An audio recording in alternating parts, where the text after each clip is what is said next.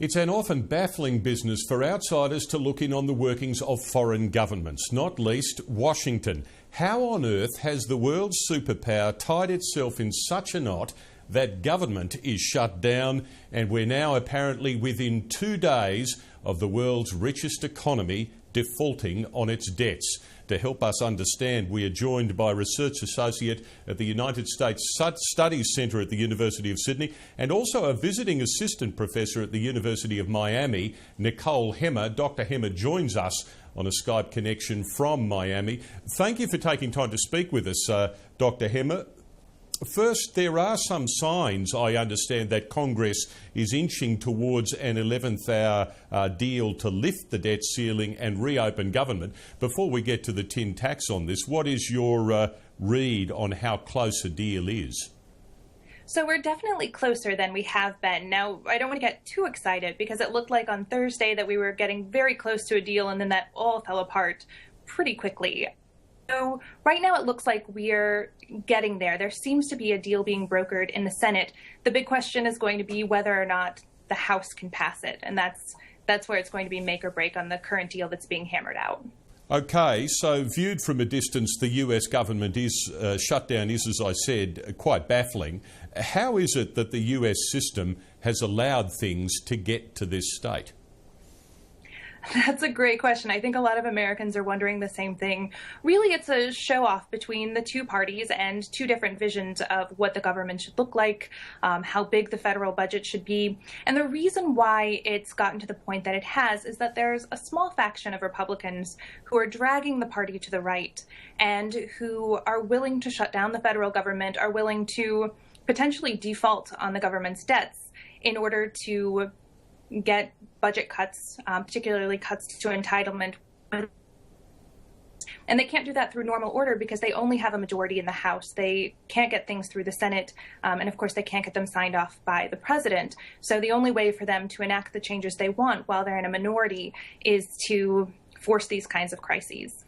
The Tea Party that you refer to, though, is a minority. How come it seems to exercise so much power within the Republicans and through them over the whole workings of government? The reason they're able to exert so much power, even though they are in a minority, as you noted, is because they have been able to exercise a level of threat for sitting Republicans. That is to say, in the past few elections in 2010 and then more notably in 2012, senators and congressmen in the Republican Party who have tilted more moderate, who have worked with Democrats, have found themselves facing legitimate primary challenges. And quite a number of members of Congress of long standing, people like Richard Lugar from Indiana, who had been in the Senate for years, lost a primary challenge to a Tea Party candidate. And so most Republicans, even if they're not Tea Party members themselves, even if their politics are a little bit more moderate, are so scared of that primary challenge and against having the National Tea Party pour so many funds into trying to defeat them in the primaries that they're not willing to risk upsetting the Tea Party. And that's why you can see a minority exerting so much power over their party. The conventional wisdom that is that in a game of brinkmanship like this, both sides will blink before the end game because of the consequences are too great. Do you fear that this extreme element in the Republicans might actually not blink, that they might not mind, or many of them might not mind the consequences? Well, that is the great fear, and they're certainly doing everything they can to make sure that people have that fear. Now, you could just say that it's a consequence of brinksmanship, that you have to make the other guy believe that you're willing to go off the cliff. But the number of arguments we're hearing from Republicans that say defaults is no big deal, that, if the U.S. breaches its debt ceiling, that nothing bad's going to happen, that sort of rhetoric is a little unnerving because it does make many people think that they're willing to run the economy off a cliff rather than negotiate. So that's the ongoing fear. Now, I think we're seeing that start to break down. Hopefully that's starting to break down, but it's unclear how far they're willing to push it. So what are the consequences of debt default? Give us a picture of what US debt default would look like viewed from Australia. So it really is going to depend on which debts the U.S. defaults on before the system sort of breaks up. So there will be revenue still coming into the U.S. There just won't be enough to pay all of the bills.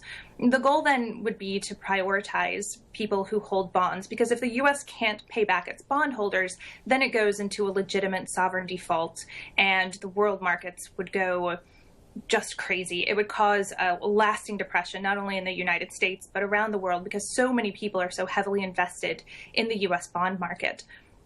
You would also see just a drag on the economy more generally. People wouldn't be getting their Social Security checks. People in the military wouldn't be getting paid. It would be really catastrophic for the U.S. economy. Even the threat of default, what we're seeing is making the stock market nervous, it's making the bond market nervous, and it could have some consequences down the line for the U.S. economy, even just from the threat of default. So actually going into default, in Australia, you would see you would begin to see potentially even a recession if the U.S. were to go into sovereign default. Okay, the Senate may well hammer out a deal on this that satisfies Congress and solves the problem for now. Aren't we likely to run to this crescendo time and again in the future?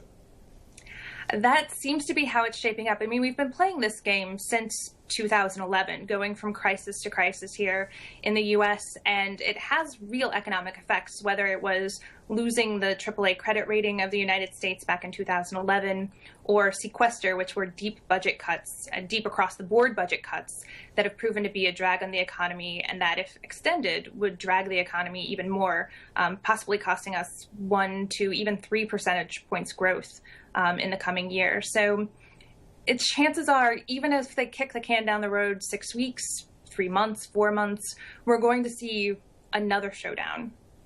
Isn't the answer then to close system change in the US? And I know that's a big ask, but isn't this about the political system and the need to reform it? It is about the need to reform the political system. There are things we could do that would prevent these kind of crises, whether it's automatic debt ceiling increases or getting rid of the debt ceiling altogether, reforming the filibuster, making sure that we have automatic continuing resolutions so we never have another government shutdown. All of these things are political fixes. But when you have a political system that's as broken as the U.S. government is right now, getting any of those fixes through is next to impossible. So we have to wait until we have a functioning government again in order to get any of these fixes and reforms put into place. Dr. Nicole Hemmer, we're grateful for you taking time to speak with Breaking Politics today. Thank you. Thanks so much for having me.